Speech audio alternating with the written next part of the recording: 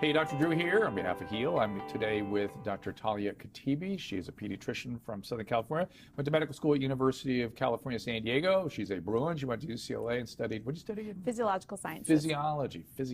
She's a scientist, I tell you.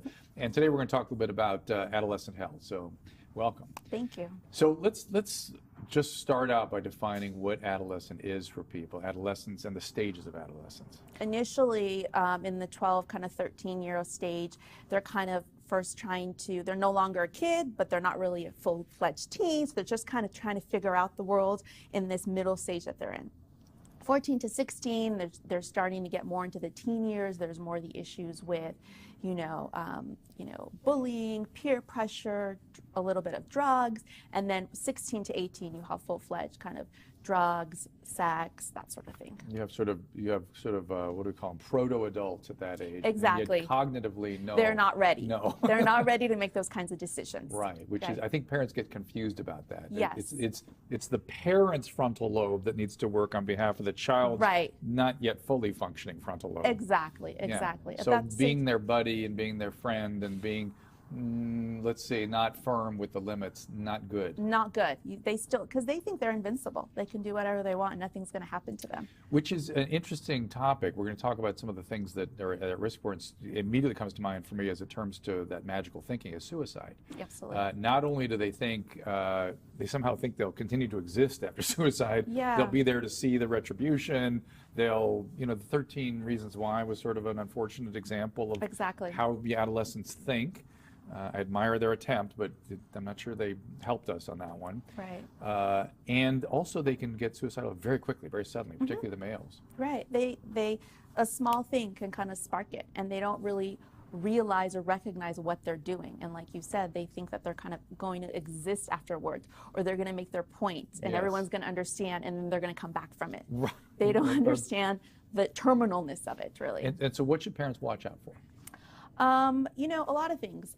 Experimenting with drugs, new friends, changes in mood, behavior, changes in academic performance. Those are all just changes, things that are different about your child. Now, so I have a real problem getting parents to understand that things like sexual acting out at a young age or doing drugs, that's a mental health symptom. That's not just an adolescent being an adolescent. It may not be a significant symptom. At what point does it warrant evaluation?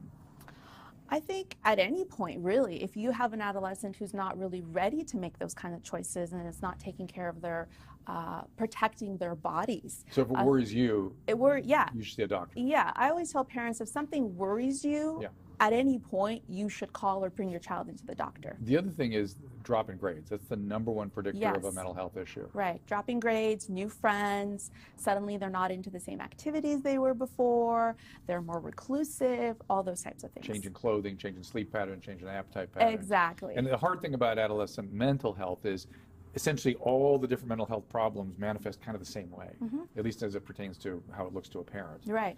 Yeah, people keep going, well, how do you decide if they're doing heroin? How do you decide if they're depressed? It all kind of looks the same. Bring them in. Get help. Don't do it alone. It's all bad. It's all bad. It's a medical problem. It's not a parenting problem. Yeah, it's a medical issue, and you need help with that. Yeah, it's very hard to get people to understand that it's not needing more parenting. It's needing medical evaluation. Right. How about open conversation? How do people, if you have a healthy young, 15, 16-year-old, how do you get these kinds of important topics on the table? Well, the reality is everything starts at home. Teenagers that don't feel comfortable in their home environment are more likely to participate in risky behaviors.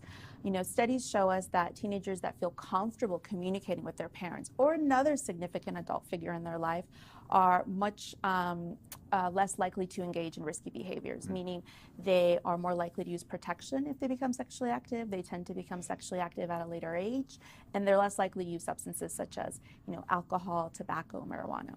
The other thing I tell parents is, I know you have lots of things you want them to know. They may not be ready for everything all at once. Yeah. How do you judge what they are ready for? I think you let them lead the conversation. You let them lead the conversation and fill you in on what they're ready and what they're not ready to hear. And then always check in. Is that enough? Do you want to answer more? Are you good? Come back, please. Ask me more. I'm here for you. Do it on a regular basis. Yeah. The topic we've not discussed that's sort of a common issue in adolescents is eating disorders. And I think parents get very upset when they find out a child has an eating disorder. But they have to remember, a feature of eating disorders is hiding it. Mm-hmm. You don't find out till late in the game. Yeah. They're very shrewd about this. Same with drugs and alcohol. And I would say that if you're aware, like you have evidence of these things going on, it's way more going on than they'll let you know. Right. That you get a medical evaluation right away. And eating disorders, should that be discussed?